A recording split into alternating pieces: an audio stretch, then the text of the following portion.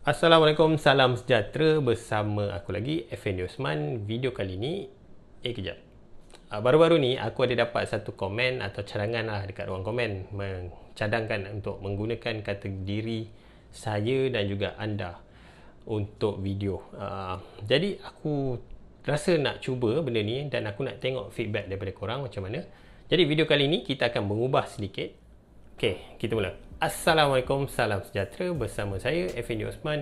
Video kali ni saya nak review, saya nak full walkthrough paparan, setting dan apa yang ada dalam jam tangan paling murah yang pernah saya pakai, iaitu Amazfit Bip U Pro.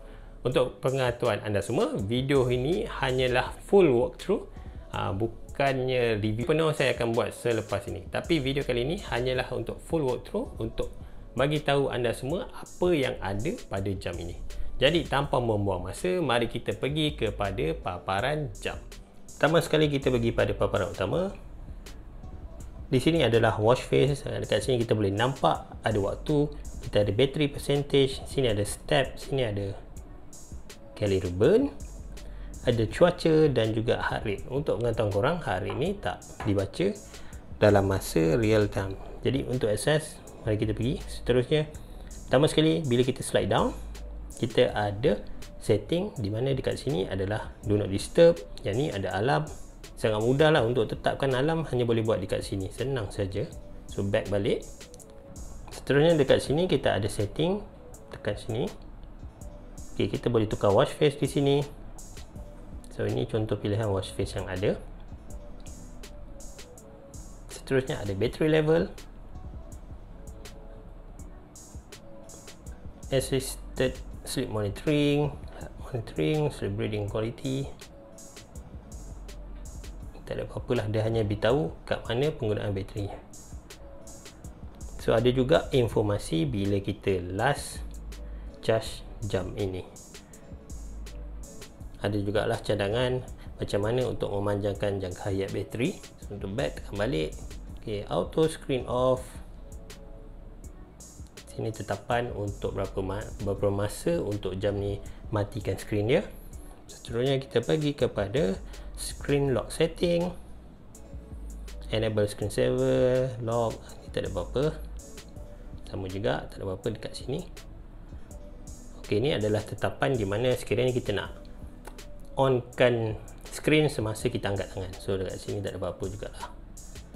Kita boleh tentukan nak gunakan features ni sepanjang masa atau kita tetapkan 8 hingga 10 malam. Maksudnya kalau dah tidur nanti lepas pukul 10, fungsi ni tak berjalan lah.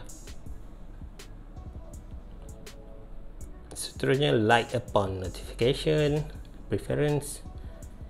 Boleh tengok kat sini shortcut app ni untuk tekan. Ini pada paparan utama lah apa kita nak tengok, activity, shortcut app. So press and hold the button. Bila kita tekan button ni lama-lama, apa kita nak keluarkan. Ok, kat sini saya tetapkan sebagai workout. Jadi bila tekan lama-lama dia akan keluar workout. So vibration setting dekat sini juga. Kita nak vibration strong, medium, weak, tak ada apa-apa, sama juga biasa. Ok, time format kita boleh pilih 12 jam atau 24 jam. Date format ini pun tak ada apa-apa yang penting, hanya bentuk macam mana atau susunan bagaimana kita nak tengok tarikh. So, itu saja untuk setting. Seterusnya kita pergi pula kepada sistem. Okay, ini adalah informasi jam, regulation, restart, shutdown, factory reset. Ini pun tak ada apa-apa. So habis untuk dia punya control panel, kita pergi pula kepada features yang ada pada jam ni. Ok, untuk tengok notification atau notifikasi yang masuk kepada jam, kita boleh buat di bawah ni, slide down, kita boleh tengok lah. Ok, ni notifikasi yang masuk di dalam jam ni. Untuk pengetahuan anda semua, jam ni kita tak boleh nak reply text atau apa-apa lah, hanya boleh baca. Itu pun dengan syarat kita set preview pada telefon kita adalah view. Kita tak, jangan set sebagai hidden atau tak ada preview. Jadi kita tak boleh baca nanti mesej macam ni. Saya dah setkan tidak ada preview di telefon, jadi memang dekat sini hanya keluar macam ni sajalah. Sebenarnya kita slide ke kanan, ada activity goal. Boleh tengok kat sini, ni gallery burn, berapa banyak step yang kita buat dah kat sini. Seterusnya kita ada heart rate. Yang bagus dari jam ni, dia tak terus baca tau. So kalau nak baca, anda semua hanya tekan measure lah, nanti dia akan mula baca. Seterusnya kita ada juga SpO2. Sama juga, bila tekan baru dia mula baca. So lampu dia warna merah. So ada lampu merah. Lampu merah tu digunakan untuk membaca kita punya SpO atau kandungan oksigen dalam darah. Seterusnya kita pergi pula ni kepada stres juga. Ada widget yang untuk mengesan kita punya stres. Sama juga, nak guna kena tekan measure and then pakai di tangan dengan ketat dan jangan bergerak, baru jam boleh baca. Page seterusnya kita ada Pi. Pi ni adalah Personal Activity Intelligence. Untuk Amazfit, dia ada menggunakan satu kiraan di mana jam akan mengira kita punya aktiviti harian lah. Daripada sini kita boleh tengok scoring kita berapa. Contoh dekat sini, kalau anda tak buat aktiviti mungkin akan kosong lah. Bila anda buat aktiviti, makin lama dia akan naik. So kita tengok apa yang ada dekat sini, just tekan. So dia akan tunjuk lah aktiviti kita last 7 days. So sepanjang seminggu ni saya banyak beraktiviti, jadi Pi saya memang tinggi lah. So ada informasi lain juga lah. Untuk tahu informasi ni hanya tekan butang ni, dia akan beritahu apa itu Pi. Physical Activity Intelligence is indicator of personal. Boleh baca lah, tekan sini saja untuk baca. So scroll down, dah adalah informasi dia. So untuk bagus, kiranya anda suka pakai indicator ni, pastikan anda dapat 100 poin setiap hari. Maksudnya kena aktiviti, lakukan aktiviti. Seterusnya kita ada weather punya widget. Sudah ada informasi cuaca semasa lah. Benda ni bergantung kepada sambungan telefon. Untuk dapatkan informasi ni, kena sentiasa synckan jam dengan telefon. Seterusnya kita ada fungsi kawalan muzik. Sekiranya anda dengar lagu di telefon, boleh tukar track dengan page ni. So nak tukar lagu, hanya tekan butang di sini. Dia ada next, ada back, ada play. Seterusnya ada juga sokongan Alexa. Mandangan saya tak ada smart home atau apa-apa, saya tak boleh nak demo lah benda ni. Okay, itu saja untuk widget pada paparan utama. Seterusnya kita pergi pula kepada senarai aplikasi. Pertama sekali kita ada activity goal. Sama lah macam tadi activity. So dia beritahu berapa kita punya step, kita punya active time berapa, kita punya calorie burn berapa kita dah jalan 11 meter. Maksudnya saya tak pakai jam ni hari ni, jadi memang tak ada informasi apa-apa lah. Sekiranya nak tahu apa informasi tersebut, hanya tekan pada butang I ni. Kita pergi pada aplikasi seterusnya, ada Pi tadi. Sama juga macam yang page tadi. Okay, ni widget yang sama. Kita ada heart rate, sama juga yang tadi. Oh, silap. Heart rate sama juga. Dan adalah informasi resting heart rate kita berapa, relax berapa punya heart rate semasa, heart rate range, warm up, fat burning. Ni informasi ni boleh untuk tetapkan heart rate, kita boleh tentukan lah kita nak baca heart rate setiap berapa minit. Contoh dekat sini saya buat 5 minit. Anda boleh tukar 10 minit, 30 minit atau off terus. Tetapan ni akan mempengaruhi bateri Amazfit Bip U Pro ini. Okay, kita back.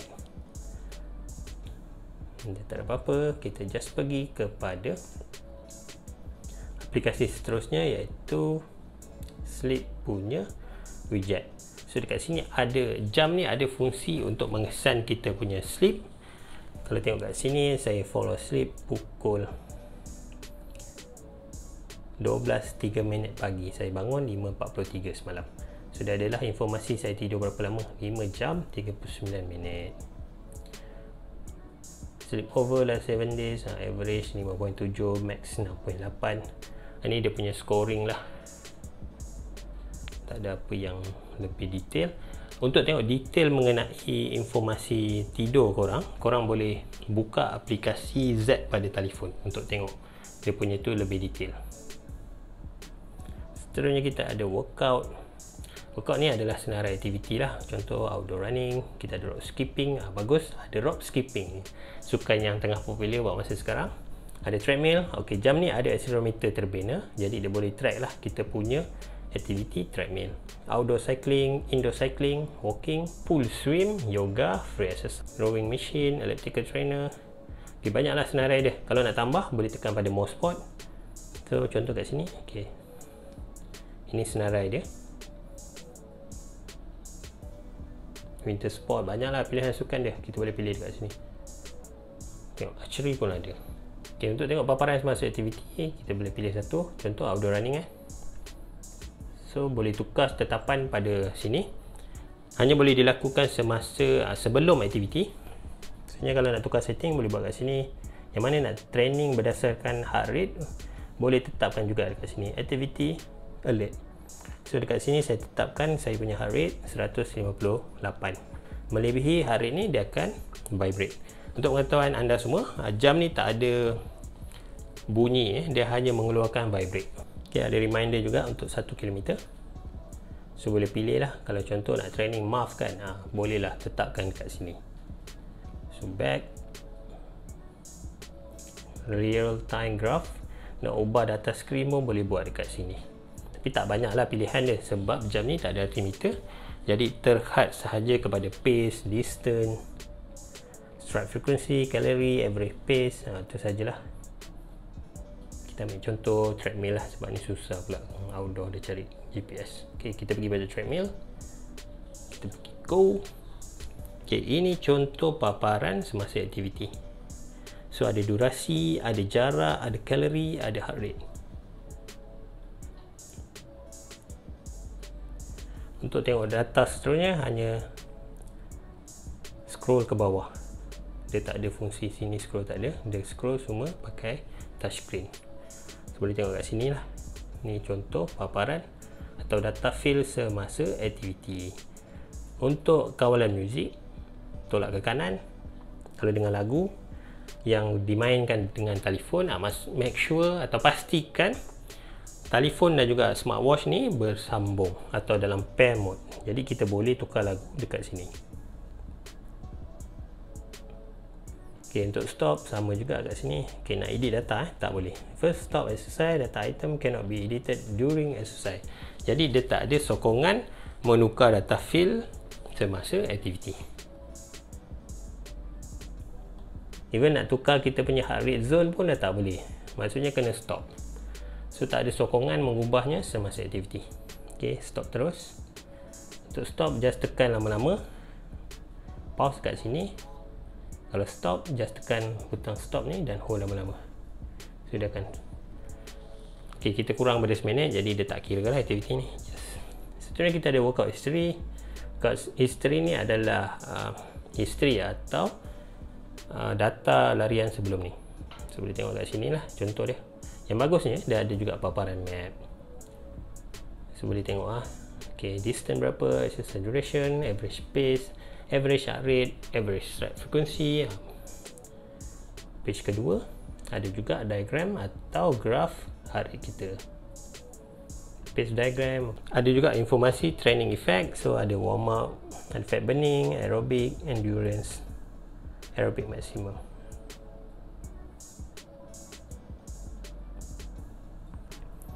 Seterusnya kita ada SpO2, sama juga macam tadi.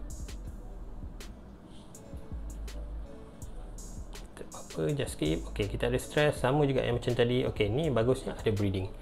Jadi untuk widget breathing ni boleh gunakanlah.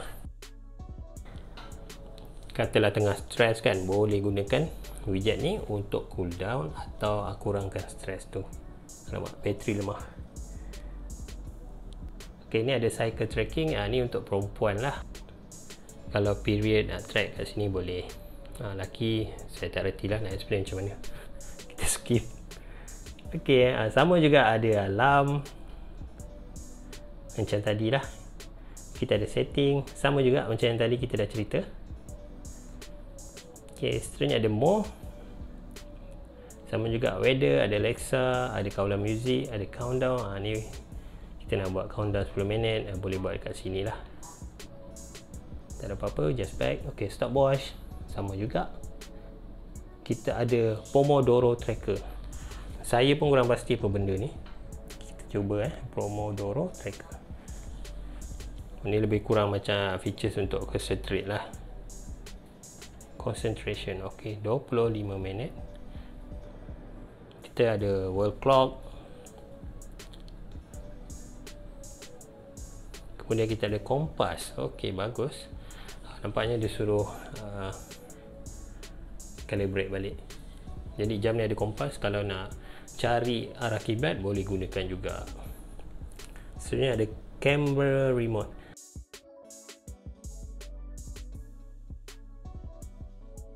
Seterusnya ada find phone. Saya tak ada dalam connected, jadi tak boleh lah nak demo. Okay, itu saja dia punya aplikasi atau apps dia.